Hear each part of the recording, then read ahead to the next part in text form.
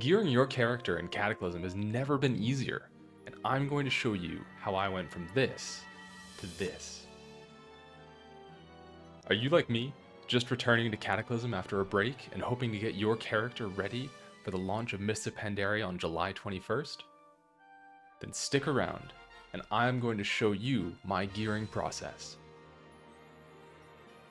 What I want to do is go through and help you get caught up and work through some gearing. This is basically what I did. It's something that that I would recommend if you've got some time and you want to prepare, one character in particular. You can do this on multiple characters. It totally depends on how much time you're willing to put into dungeon grinding, for justice points, for valor points, and obsidian shards as well.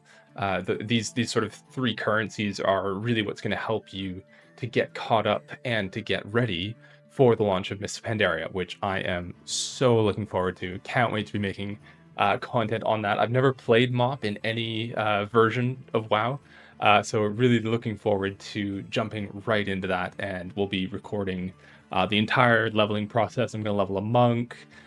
Without further ado, what I'm going to do is dive right into this. So, in front of us, what do we have? This is a Miro board. Now, if you're not familiar with Miro, it's awesome. I use it fairly regularly. I used it mainly for my PhD, and just sort of like a mind mapping, brainstorming, flow charting, collaborating tool.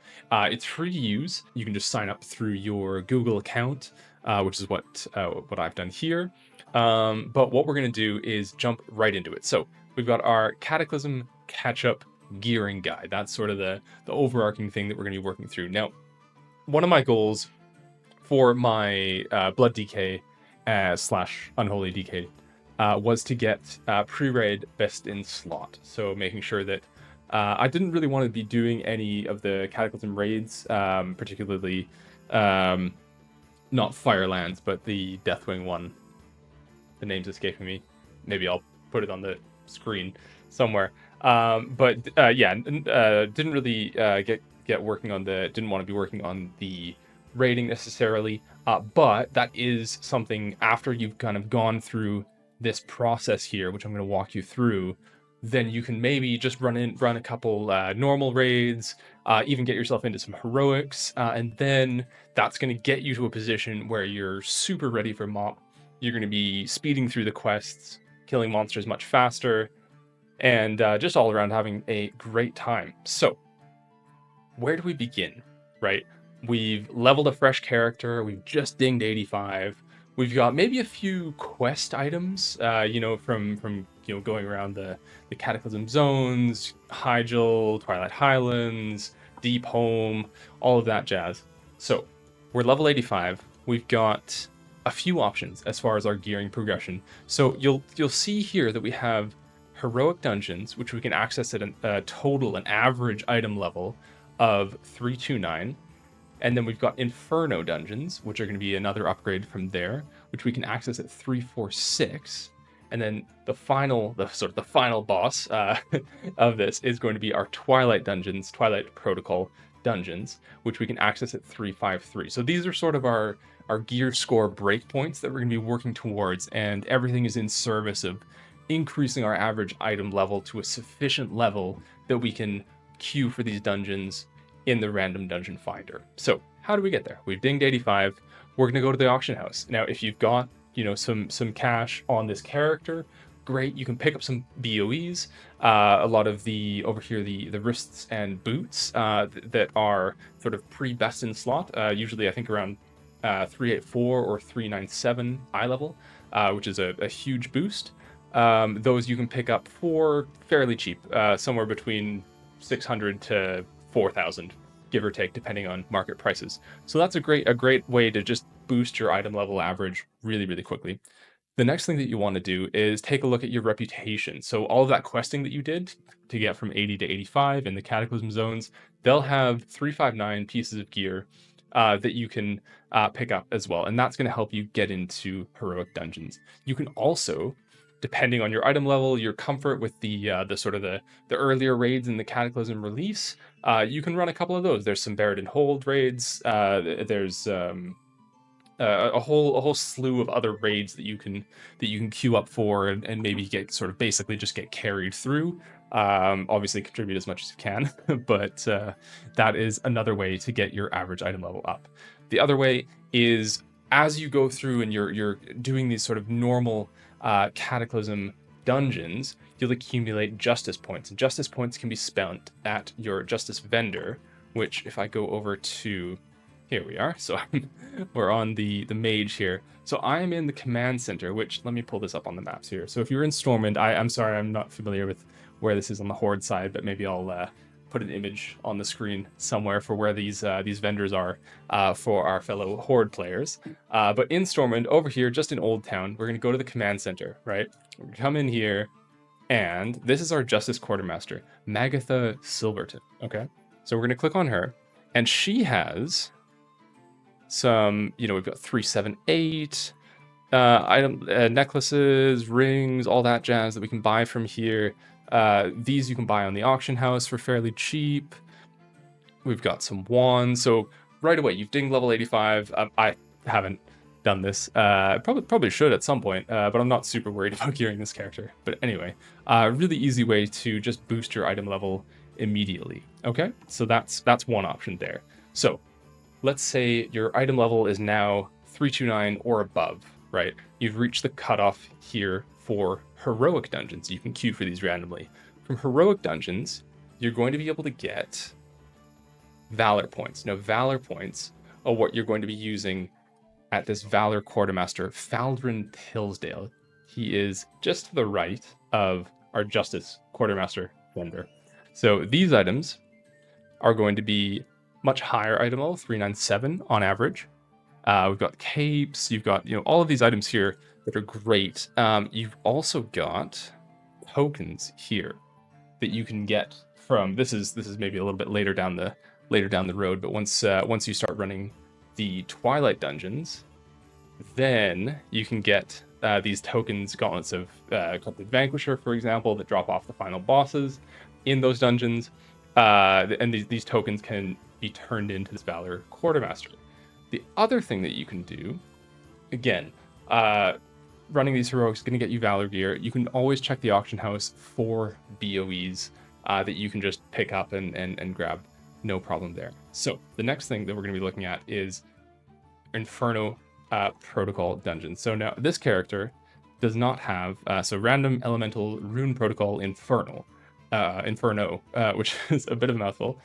So I don't have the eye level for that on this character. So what we're going to do is I'll hop over to my DK and we'll show you sort of what you can get as a reward for that. It is not justice points, it's valor points that we can get. So let's fly over here. So we're in Stormwind. So this is this character is sort of my main, the one that I'm playing or planning on playing at the start of Mists of Pandaria. And yeah, here we go. So we're in the same spot. Now, what we can do here is for these Infernos, we can get Valor points, but we can also get, I believe we can get Obsidian Fragments. Obsidian Fragments are going to be a great way of getting from the 346 to the 353 cutoff that we need for Twilight Protocols. So, what do we do with our Inferno Fragments? Well, we come over to Zarstraza, and we can turn them in here. Now, what I would recommend doing is if you've got some time, right, you can see here that if we go to our currency, the maximum number of Valor points that you can accrue is sort of quite high, right? So you don't have to really worry about capping your Valor point at this stage in the expansion. So what I would recommend doing is running as many of these Twilight dungeons as you can, right? And what that's going to do is that's going to give you a bunch of these obsidian fragments. Now, what you can do is you can spend these right away on your tier set, basically. So these are the tier set that we can turn in over here at our Valor Quartermaster. Not the wolf, the Valor Quartermaster here, right? So we can buy them with our obsidian fragments and then turn them in. Or what we can do is, because these tokens also drop off the final bosses, what I did is, because I was running dungeons frequently, I just waited until I got them randomly, bought the pieces that I needed to, to reach breakpoints, such as, getting like my 4-set for tanking, which is a huge upgrade. And so I wouldn't rush to buy these. You totally can. Don't get me wrong. If it's if the 2-set is a huge upgrade for you, or if the 4-set is a huge DPS increase, if you're reaching critical breakpoints, and that's fantastic. Go for it. But what you can also do is spend that money on, or this currency, these obsidian fragments. You can spend that on trinkets. You can spend it on best in slot ring, or well, pre-best in slot rings, pre-best in slot trinkets. You can also get weapons. I was lucky enough to actually get this off a boss. These drop, from usually end bosses in these in the Twilight dungeons. So really, if you're running a lot of them, there's no rush to get these tier pieces. I would worry about getting sort of your off pieces first. So stuff like your rings, your trinkets, maybe even your relics or your weapons especially. So that is the main way of getting from your fresh level 85 and you're going all the way up to these Twilight dungeons. It takes a bit of time. It definitely takes a bit of time, but at this point in the expansion, it's not as sort of abrasive as it might otherwise be, because the Valor cap's been bumped up so significantly. You've got people queuing for these dungeons so frequently.